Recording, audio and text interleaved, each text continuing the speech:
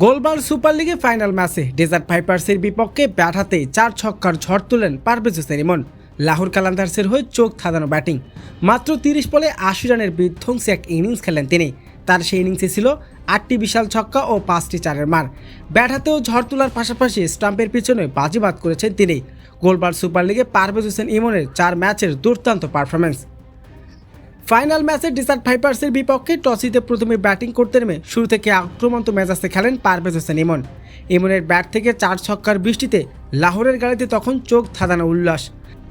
মাত্র 30 বলেই খেলেছেন অপরাজিত 76 রানের টর্নেটর এক ইনিংস। এই চোখ ধাঁধানো ইনিংসে ছিল 8টি বিশাল ছক্কা ও 5টি দৃষ্টিনন্দন চারের মার। প্রতিপক্ষের কোনো বলারকে ছাড় দেননি পারভেজ হোসেন ইমন।